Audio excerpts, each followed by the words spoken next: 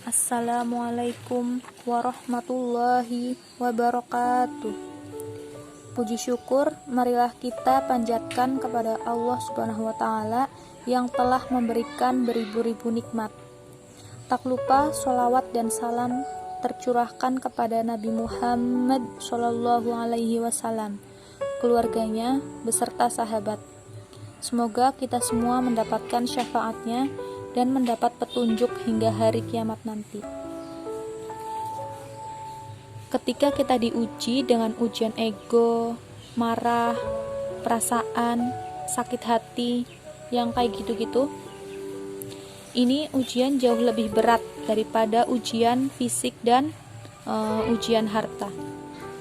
Termasuk rasa cinta, rasa benci, kadang itu menjadi ujian. Kenapa ujian bikin kita jadi tidak lagi logis, gak realistis, dan kadang-kadang mengabaikan hal-hal, nilai-nilai yang selama ini kita pegang sebagai suatu kebenaran. Kita mengabaikan batasan-batasan syariat. Ini semuanya ujian dari Allah Subhanahu wa taala. Sehingga tidak disebut orang yang beriman kecuali ketika Allah Subhanahu wa taala melihat dia sabar dalam ujian.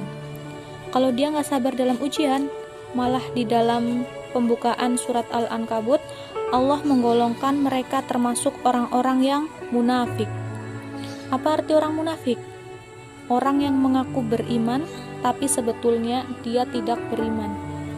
Apa salah satu buktinya? Dia tidak sabar. Jadi kalau kita mau menilai diri kita mukmin atau munafik, dan materi ini bukan untuk menjudge orang lain. Oh, ternyata itu munafik. Bukan. Jadi, lagi-lagi konsep kita belajar itu angle-nya untuk diri kita sendiri. Saya sangat tidak merekomendasikan kita belajar untuk mendapatkan kaca pembesar, mencari-cari kesalahan saudara kita. Tapi, kita belajar untuk semakin bisa bercermin, untuk menemukan aib dan kekurangan diri kita. Jadi, semakin kita tahu ilmu agama, semakin tahu ayat dan hadis, semakin kita punya cerminan untuk menilai diri kita dan memperbaiki diri kita.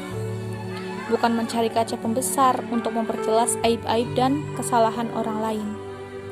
Kalau kita pengen menilai diri kita ini orang yang mukmin atau munafik, caranya lihat aja, kita sabar nggak nih, terutama dalam masalah emosional, dalam masalah ego, dalam masalah marah, dalam masalah hawa nafsu, dalam masalah perasaan cinta, dalam masalah benci segala macam, masih bisa nggak kita adil bahkan kepada orang yang kita benci?